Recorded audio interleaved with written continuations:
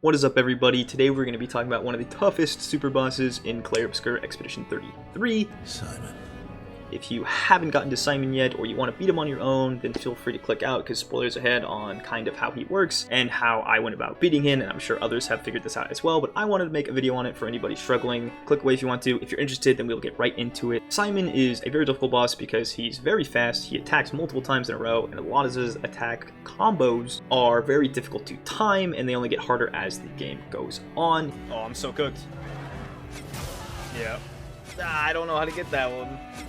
He also will steal shields at the start of his turn. If a party member of yours is dead at the start of the turn, he will just erase them from the fight. The dead are removed from the canvas. Bye. And he will often just set a party member's HP to 1, which could help or hurt depending on what you're doing. And finally, if you get to his sort of third phase, he will just eliminate everybody that's on the field for you. And if you don't have a reserve, or your reserves aren't set up to fight this guy, you're going to be in a lot of trouble and the fight's basically over. That's a million. The expedition is removed from the canvas.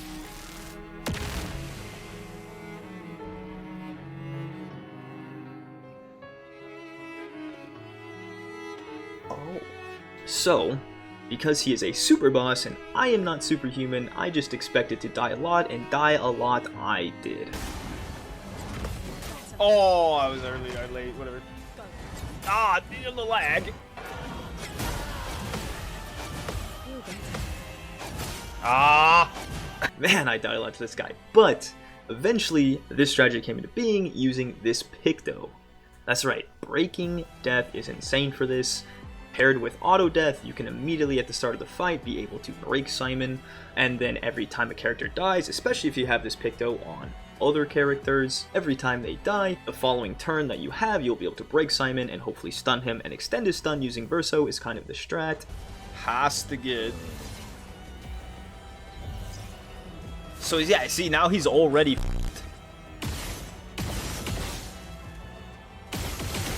I'm just gonna hit him. And I break off rip. And then if I hit this and get to A, which I do because I'm nuts, then I can end bringer and he'll stay stunned while I hit him for like a 3 mil. So as long as everybody has First Strike, Cheater, Second Chance, and and Breaking Death, it makes for a very good fight. But since the expedition gets wiped out in Phase 3, you can only do this for so long. So my plan was to make that final bit of the fight the easiest I could possibly make it, and make the very tough part getting to Phase 3. So I had to split my big hitters up into 2 parties. In my final party, since we'll start with how easy the ending will be,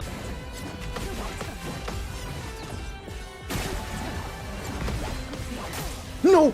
I choked! this final team will be I did Mayel and CL. Mayel because she just does the most damage. For me, she was hitting for 6 mil, which honestly isn't a lot, but again, like I said, I didn't want to min-max. It is what it is. If you're hitting between 3 and 6 mil, this should work just fine. So just make her as glass cannon-y as you can. Just make sure she has Second Chance along with everybody else. It'll help you stay alive and not get erased from the canvas. And then CL is simply a support character. I gave her the Lethesian, or the Lethezin, however you want to pronounce that, because every time she attacks and gets a Sun or Moon charge, it will either buff your team or debuff Simon. And if you use Card Weaver, which gives you an extra turn, you can use Intervention to immediately get to Twilight, where you buff and debuff everybody on the field, which is great. And you will also give Mayel a second turn in a row, as long as Mayel is faster than CL, and Mayel will be able to attack again, so you should be able to get 4 attacks off. If you have the Medallum to start in Virtuous Stance, she should do a ton of work, especially if CL also has the auto death breaking death combo, because she can use the skill to break Simon and stay in Virtuous Stance, so now he will be stunned, and then you can use Stenhall or Gamage, whatever you have ready to go, and you can do a ton of damage, and if he's stunned, hopefully won't attack twice in a row and nobody gets erased from the map.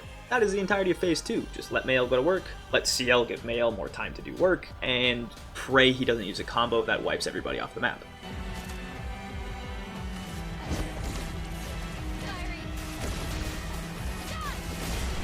Send him home! Get f***ed. Holy shit. takes a bit of luck, I'll be honest with you. But the hard part, again, like I said, is this first team, which is Verso, Lune, and Monoko. Again, make sure one of them has auto death, and then pretty much everybody else has breaking death, so that anytime any character dies, the next turn that you are able to play, you can just immediately break Simon. So make sure everybody also has a skill that can break, super important. And that's kind of the plan. I had Monoko just die at the start of the fight. Luckily, when you go to phase 2, it's a whole new fight, so he will auto death again, immediately have Simon be able to be broken. And usually Verso, if you have breaking attack and all the combo attacks and all the base attack boosters that you can, will be able to break him immediately, take a second turn, and then stun him with Endbringer. That is the entire strat, constantly trying to stun lock this guy. So, couple things to note, especially for Verso, since he's your kind of DPS for this Team 1. It is super important that he has, I would say, it's best that he has Overload, because it will set his rank to A and give you all of the AP you need, along with set you at 1 HP, which if you have at Death's Door will give you a boost in damage. I would suggest having both full strength and at Death's Door, so you can account for either side of the spectrum you're on for him. Essentially, just make sure that you are able to stun him with breaking attack, and then use Endbringer to extend the stun.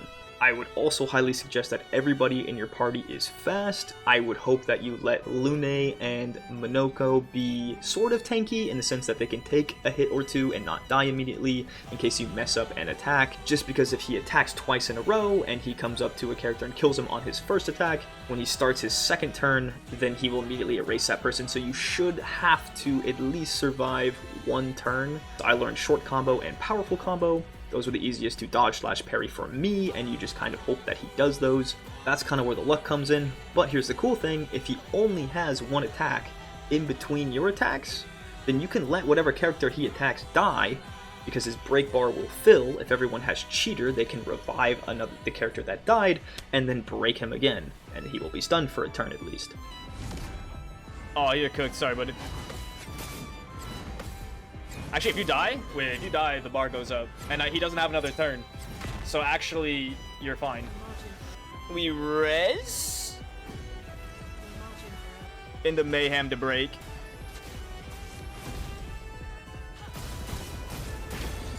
And that's just kind of the cycle that you continue to try to do.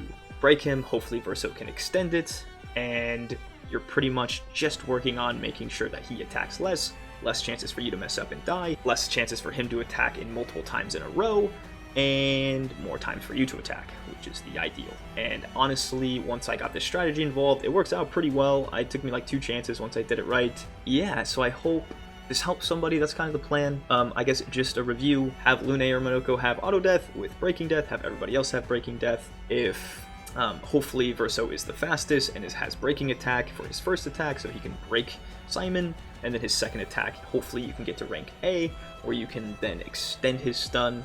So make sure he has a ton of AP stuff equipped, as well as things that help up his rank. And then Lune can be a healer or tank, or same with Monoko, you're just trying to buff or debuff with them. They're basically support players. I don't expect them to do a lot of damage. Although Monoko, his full gradient charge attack that uses 3 bars will immediately break, so you could keep that in your back pocket if you need it. But other than that, make sure even if these characters are tanky, they aren't slow. So focus when you give them your 3 set pictos that actually boost their stats. Make sure you're doing speed health, speed defense. Don't worry about crit rate for them. They typically won't do a lot of damage. Verso should be your main damage doer and sort of glass cannon. Hopefully you get them across the line, and then it's just spam your heavy attacks with mail. And that's how I get it. I wasn't fully maxed out, nothing was perfected, but it worked for me, and it's a cool way, I think, a strategy to actually get through the fight. Feel like you've bested Simon in his entirety, because he is an awesome fight, an awesome boss in general. And it's a ton of fun to beat him, so hopefully this helps anybody out. It's a good strat, I think. If you have any way to make it better, please let me know, and I will see you guys all in the next one. Have fun, die a lot, we continue.